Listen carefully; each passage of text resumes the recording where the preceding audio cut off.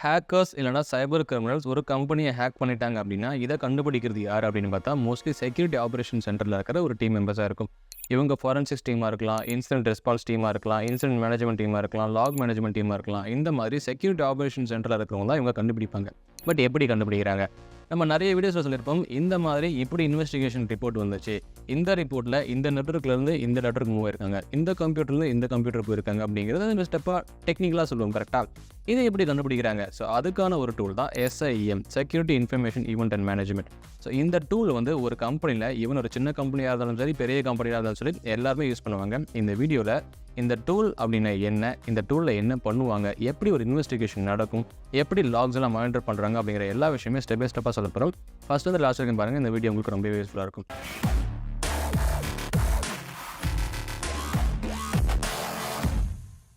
First விஷயம், இந்த SIEM அப்படின்னா என்னென்னு கேட்டால், இது காம்பினேஷன் ஆஃப் SIMன்னு எடுத்துக்கோங்க, SEMன்னு எடுத்துக்கோங்க. So security information management, security event management ரெண்டுத்தையுமே கம்பைன் பண்ணிங்க அப்படின்னா தான் security information and event management. இது என்ன பண்ணும் அப்படின்னு கேட்டால், அக்ரிகேட் த லாக்ஸ்.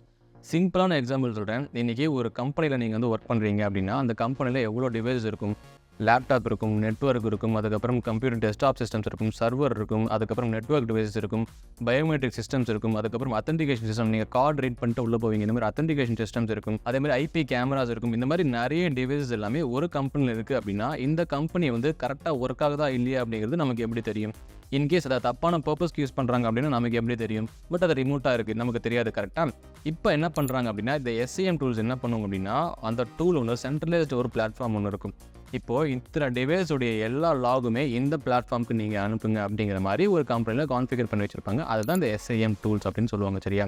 ஸோ ஒரு IP சிஸ்டம் ஆகட்டும், ஒரு laptop system, what ever it is, என்ன நடந்தாலும் அந்த லாக் இமீடியட்டாக எனக்கு சொல்லு அப்படிங்கிற மாதிரி தான் ஒரு பிளாட்ஃபார்ம் வச்சுருப்பாங்க, சென்ட்ரலைஸ்டு பிளாட்ஃபார்ம். இதுதான் இந்த SIEM டூல். ஸோ இதுதான் இந்த SIEM டூலுடைய ஒரு பேசிக் டிஸ்கிரிப்ஷன். சரியா?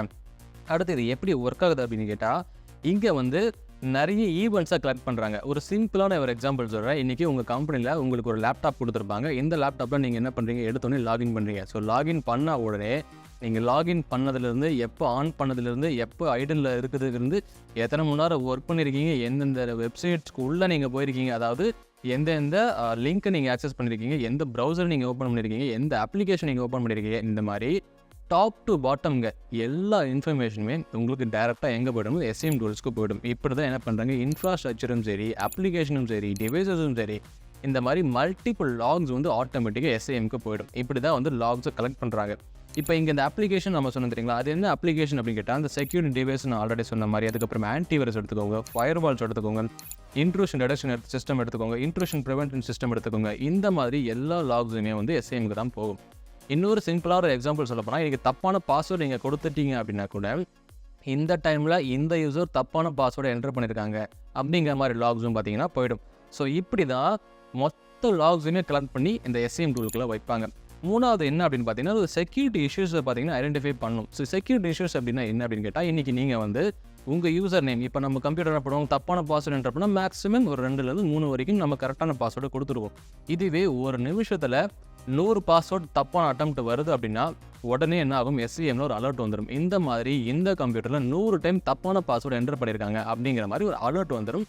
இந்த மாதிரி பொட்டன்ஷியலாக ஏதாவது தப்பான ஒரு இன்ஃபர்மேஷன் நடக்குது, இந்த கம்ப்யூட்டர் நடக்குது அப்படின்னா கூட இந்த மாதிரி ரூல்ஸ் எல்லாமே இந்த SIEMக்கு வந்துடும். இதுதான் ப்ரீ டிஃபைன்டு ரூல்ஸ் அப்படின்னு சொல்லுவாங்க. அது ஆல்ரெடி இந்த SIEM எழுதி வச்சுருப்பாங்க. இதுதான் இந்த SIEM இப்படி தான் ஒர்க் ஆகும். சரிங்களா? இப்போ இது ஏன் இம்பார்ட்டன்ட் அப்படிங்கிற ஒரு கொஸ்டின் உங்களுக்கு வரும். ஸோ இது வந்து எதுக்காக நம்ம வந்து ஒரு கம்பெனி சைடில் வைக்கணும், இது கண்டிப்பாக தேவையா அப்படின்னு கேட்டால், கண்டிப்பாக இது தேவை. எதுக்காகனா, செக்யூரிட்டி அலர்ட்ஸை ப்ரையாரிட்டைஸ் பண்ணுறதுக்காக. ஏன்னா இன்றைக்கி ஒரு சிஸ்டம் அப்படின்னா நம்மளால் மேனுவலாக மானிட்டர் பண்ண முடியும். பட் ஒரு 1000 சிஸ்டம் அப்படி இருக்கும்போது, இந்த 1000 சிஸ்டம்லேயும் யாரோ ஒரு ஹேக்கர்ஸ் அந்த டிவைஸை டார்கெட் பண்ணுறாங்க.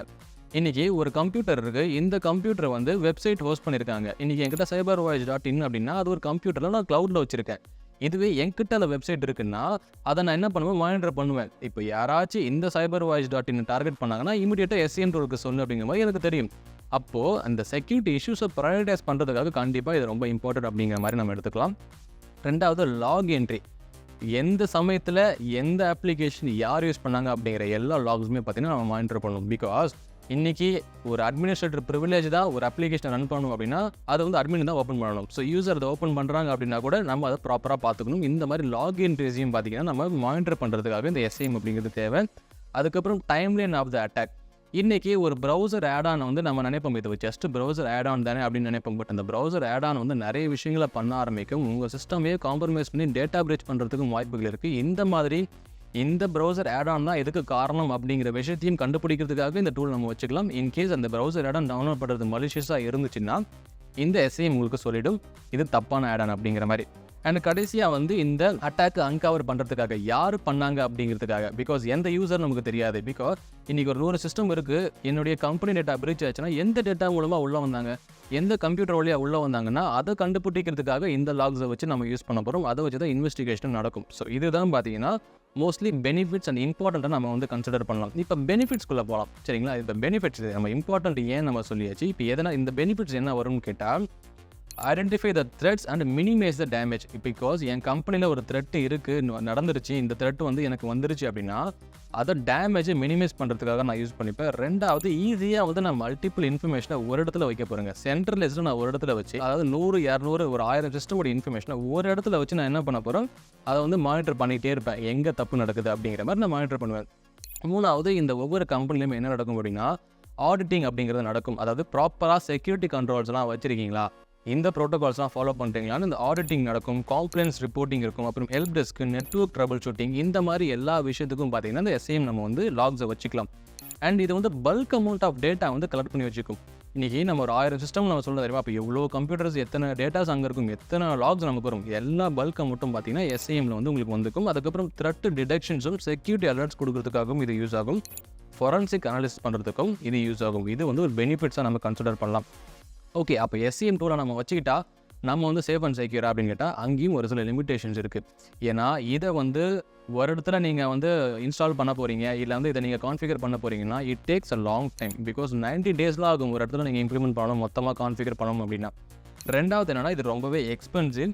மூணாவது, இது வந்து டிபெண்ட்ஸ் ஆன் ரூல்ஸ் தான். இந்த SIEM அப்படிங்கிறதே ரூல்ஸை பேஸ் பண்ணி தான் ஒர்க் ஆகும். இன்றைக்கி நான் என் சிஸ்டமில் கான்ஃபிகர் பண்ணுறேன் அப்படின்னா, ஒரு சிம்பிளான எக்ஸாம்பிள், இந்த யூசர் வந்து 100 டைம் லாகின் பண்ணாங்கன்னா எனக்கு ஒரு அலர்ட் கொடுன்னு நான் வந்து கான்ஃபிகர் பண்ணுறேன். இப்போ அவர் 100 டைம் பண்ணல, 99 டைம் தான் பண்ணியிருக்காரு அப்படின்னா எனக்கு அலர்ட் வராது. ஸோ நான் த்ரெஷோல்டு 100 வச்சிருப்பேன், இல்லை வந்து ஒரு 100 டைமுக்கு மேலே போச்சுன்னா வச்சிருப்பேன். அப்போ 99 டைம்ஸ் அப்படிங்கும்போது பேஸ்ட் ஆன் ரூல்ஸ் தான் நமக்கு அலர்ட் வரும். கரெக்டாக? அப்போது ரூல்ஸை ப்ராப்பராக நீங்கள் எழுதலை அப்படின்னா உங்களால் த்ரெட்ஸ் ஐடென்டிஃபை பண்ண முடியாது. சம்டைம்ஸ் மிஸ் ஆகிறதுக்கும் வழிகள் இருக்குது அப்படிங்கிற வரை நம்ம எடுத்துக்கலாம். மிஸ்கான்ஃபிகர்ட் ரூல்ஸு, இப்போ ஒரு ரூல்ஸ் எழுதும்போது தப்பாக நீங்கள் மிஸ்கான்ஃபிகர்டாக எடுத்துட்டீங்க அப்படின்னா செக்யூரிட்டி இஷ்யூஸ்லாம் உங்களால் அலர்ட் உங்களால் பார்க்க முடியாத மாதிரி போயிடும். ஸோ அதனால் அதுவும் கொஞ்சம் வந்து இங்கே என்னென்னா ஒரு லிமிடேஷன்ஸை நம்ம கன்சிடர் பண்ணுறோம். இப்போ வந்து உங்களுக்கு சரி ஓகே இவ்வளோ சொல்லியிருக்கீங்க, நீங்கள் ஏன் இம்பார்ட்டன்ட் சொல்லியிருக்கீங்க, எப்படி ஒர்க் ஆகுதுன்னு சொல்லியிருக்கீங்க, பெனிஃபிட்ஸ் என்னன்னு சொல்லியிருக்கீங்க, இதோட லிமிடேஷன்ஸ் என்னன்னு சொல்லியிருக்கீங்க. இப்போ இதில் என்ன ஃபீச்சர்ஸ் இருக்குது அப்படின்னு கேட்டால் டேட்டா அக்ரிகேஷன். ஸோ ஆல்ரெடி சொன்ன மாதிரி நம்ம நிறைய இடத்துல வந்து டேட்டா என்ன பண்ணோம், கலெக்ட் பண்ணி ஒரு இடத்துல வைக்கலாம். ரெண்டாவது கோரிலேஷன், ஒரு பிரச்சனை நடக்குது, ஒரு ஈவெண்ட் வருது, இன்னொரு ஈவெண்ட் வருது, அப்போ 2 ஈவெண்ட்டுக்கும் என்ன சம்மந்தம் அப்படிங்கிற கோரிலேஷனும் பார்த்தீங்கன்னா உங்களுக்கு தெரியும். மூணாவது டேஷ்போர்ட். ஸோ நம்ம வந்து ஒரு பெரிய ஹை லெவல் டேஷ்போர்டில் இத்தனை சிஸ்டம் இருக்குது, இத்தனை சிஸ்டமில் இவ்வளோ அட்டாக் நடந்திருக்கு அப்படிங்கிற எல்லா டேஷ்போர்டும் நமக்கு வந்துடும்.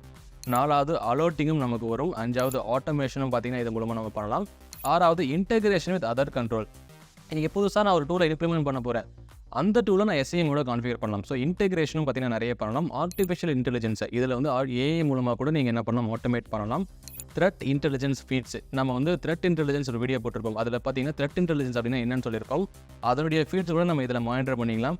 எக்ஸ்டென்சிவ் காம்ப்ளைண்ட்ஸ் ரிப்போர்ட்டிங் இருக்குது, ஃபொரன்சிக் கேப்பபிலிட்டிஸ் இருக்குது. ஸோ சிம்பிளாக சொல்லப்போனா ஃபைட் இருக்கா, ஃபைட் இருக்குது, டான்ஸ் இருக்கா, டான்ஸ் இருக்குது, எமோஷன்ஸ் இருக்கா, எமோஷன்ஸ் இருக்குது. ஸோ இப்படி எங்கெல்லாம் நீங்கள் வந்து டூல்ஸை நீங்கள் இன்டெகிரேட் பண்ணணும்னு நினைக்கிறீங்களோ எல்லா டூலுமே ஒரே இடத்துல நீங்கள் இன்டெகிரேட் பண்ணிக்கலாம். அதை தான் இதோடைய பெனிஃபிட்ஸ் நம்ம கன்சிடர் பண்ணலாம். சரியா? இப்போது சரி, நான் வந்து என்னுடைய கம்பெனியில் நான் ஒரு SIEM டூலை நான் வந்து வாங்க போகிறேன்னா எதை நான் கன்சிடர் பண்ணணும் அப்படின்னு கேட்டால் காம்ப்ளைண்ட்ஸ் ரிப்போர்ட்டிங் இருக்கா இல்லையா அப்படிங்கிறத கன்சிடர் பண்ணணும். இன்சிடென்ட் ரெஸ்பான்ஸ் அண்ட் ஃபொரன்சிக்ஸ், இதை பண்ண முடியுமா, ஒரு டூலால் இதை பண்ண முடியுமா, இந்த டூலை வச்சு நான் வந்து இன்வெஸ்டிகேட் பண்ண முடியுமான்னு கேட்டால் கண்டிப்பாக அது இருக்கணும். அப்போ நீங்கள் தான் வாங்கணும். 3வது database and server access monitoring இருக்கா அப்படிங்கிறத பார்க்கணும். 4வது internal and external threat detections அது இருக்கா அப்படிங்கிறத பார்க்கணும். 5வது ரியல் டைம் த்ரெட் மானிட்டரிங் இருக்கா அப்படிங்கிறத பார்க்கணும். அதுக்கப்புறம் IDS, IPS, firewall, event application லாக்ஸும் அதர் அப்ளிகேஷனுடைய இன்டெகிரேட்டும் நம்மளால் பண்ண முடியுமா அப்படிங்கிறத பார்க்கணும். த்ரெட் இன்டெலிஜென்ஸ் இருக்கா அப்படிங்கிறத பார்க்கணும். யூசர் ஆக்டிவிட்டி மானிட்டரிங் இருக்கா அப்படிங்கிறதையும் பார்க்கணும். ஸோ இது எல்லாமே ஒரு இடத்துல இருந்தால் மட்டும்தான் நீங்கள் SIEM டூலை கன்சிடர் பண்ணி ஆகணும். சரியா? அண்ட் இன்னொரு விஷயம், சரி இவ்வளோ சொல்லியிருக்கீங்க, இதுக்கு ஏதாச்சும் வெண்டார்ஸ் இருக்காங்களா, இதுக்கு ஏதாச்சும் டூல்ஸ் வந்து நிறைய வந்து டெவலப் பண்ணிக்கிட்டு இருக்காங்களா கேட்டால், மோஸ்ட்லி டாப் 10 SIEM டூல்ஸ் வந்து நிறைய கம்பெனிஸில் இதை யூஸ் பண்ணுறாங்க.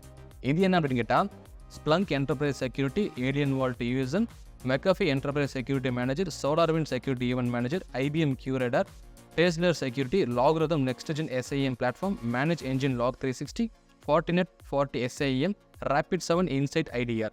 இந்த டாப் 10 டூல்ஸ் தான் மோஸ்ட்லி எல்லா பெரிய பெரிய கம்பெனிஸ்லையும் யூஸ் பண்ணுவாங்க. இதை பற்றி நீங்கள் தெரிஞ்சுக்கணும் அப்படின்னா நிறைய பேர் இதை பற்றி எப்படி SIEM கான்ஃபிகர் பண்ணணும் அப்படிங்கிறத பாருங்கள். ஈவன் உங்கள் சிஸ்டமே பார்த்தீங்கன்னா ஸ்ப்ளங்க்னு நம்ம சொன்னோம் தெரியுமா, அதை நீங்கள் இன்ஸ்டால் பண்ணி லாக்ஸை கோரிலேட் பண்ணி ஒரு டேஷ்போர்டில் வச்சுக்கலாம். இப்போ பெஸ்ட் ப்ராக்டிஸ், இன்றைக்கி இந்த டூலை நான் என் கம்பெனிக்கு வாங்க போகிறேன் அப்படின்னா இந்த பாயிண்ட்ஸ்லாம் நீங்கள் வந்து கன்சிடர் பண்ணிக்கோங்க. ஃபஸ்ட்டு பாயிண்ட் என்ன அப்படின்னு கேட்டால், உங்களுடைய கோல்ஸ் என்ன அப்படிங்கிறத பாருங்கள். ஸோ பிகாஸ் எனக்கு வந்து இத்தனை சிஸ்டம் இருக்குது, இந்த சிஸ்டமில் நான் கான்ஃபிகர் பண்ண போகிறேன், உங்களுடைய மெயின் டார்கெட் கோல் என்ன அப்படிங்கிறத பார்த்துக்கோங்க. ரெண்டாவது, டேட்டா கார்லேஷன் ரூல்ஸ் எல்லாமே கரெக்டாக நம்ம எழுதுகிற மாதிரி பார்த்துக்கணும். மூணாவது, காம்ப்ளைன்ஸ் ரெக்குயர்மெண்ட்ஸ்லாம் நம்ம என்ன அப்படிங்கிறதையும் நோட் பண்ணிக்கோங்க. நாலாவது, உங்களுடைய டிஜிட்டல் அசட்ஸ் எத்தனை கம்ப்யூட்டர் இருக்குது, எத்தனை டிவைஸ் இருக்குது அப்படிங்கிறதையும் லிஸ்ட் பண்ணிக்கோங்க. அதுக்கப்புறம் இன்சிடென்ட் ரெஸ்பான்ஸ் பிளான்ஸையும் ஒர்க் ஃப்ளோவையும் பார்த்தீங்கன்னா ரெக்கார்ட் பண்ணுங்கள். அதுக்கப்புறம் ஒரு SIEM அட்மினிஸ்ட்ரேட்டரை வைங்க. பிகாஸ் இது எல்லாமே ஒரு இடத்துல கோரிலேட் பண்ணி வைக்கிறோம் அப்படின்னா கண்டிப்பாக ஒரு அட்மினிஸ்ட்ரேட்டர் தேவை. ஸோ அந்த அட்மினிஸ்ட்ரேட்டர் தான் இது எல்லாத்தையுமே பார்த்துக்கணும். ஸோ அவர் யார் அப்படிங்கிறத நீங்கள் முடிவு பண்ணிக்கோங்க. ஸோ இப்போ இந்த வீடியோவில் உங்களுக்கு தெரிஞ்சிருக்கும் இந்த SIEM அப்படின்னா என்ன, எப்படி வந்து ஒரு இன்சிடென்ட் ரெஸ்பான்ஸ் ஒரு கம்பெனியில் பண்ணுறாங்க, எந்த டூலை வச்சு பண்ணுறாங்க, எப்படி வந்து லாக்ஸ் கேதர் பண்ணுறாங்க அப்படிங்கிற எல்லா இன்ஃபர்மேஷனுமே தெரிஞ்சிருக்கும். இது வந்து நிறைய கம்பெனியில் ஓப்பனிங் கூட இருக்கும். ஸோ இன்றைக்கி நீங்கள் வந்து செக்யூரிட்டி ஆப்ரேஷன்ஸில் போனீங்கன்னா செக்யூரிட்டி அனலிஸ்ட்டில் பார்த்தீங்கன்னா லாக் மேனேஜ்மெண்ட் இருக்கும், இன்சிடென்ட் மேனேஜ்மெண்ட் இருக்கும், இன்சிடென்ட் ரெஸ்பான்ஸ் இருக்கும், அப்புறம் த்ரெட் ஹண்டிங் இருக்கும், த்ரெட் இன்டெலிஜென்ஸ் இருக்கும். இந்த மாதிரி நிறைய ஓப்பனிங் ஒரு செக்யூரிட்டி ஆப்ரேஷன் இருக்குது. இன்கேஸ் நீங்கள் டிஃபென்சிவ் ஆப்ரேஷனுக்குள்ளே போகிறீங்க அப்படின்னா கண்டிப்பாக இந்த வீடியோ உங்களுக்கு யூஸ்ஃபுல்லாக இருக்கும். இந்த மாதிரி புதுசாக ஏதாச்சும் விஷயங்களை தெரிஞ்சுக்க மறக்காமல் சைபர் வாட்ச் சேனல் சப்ஸ்கிரைப் பண்ணுங்கள். தேங்க்யூ.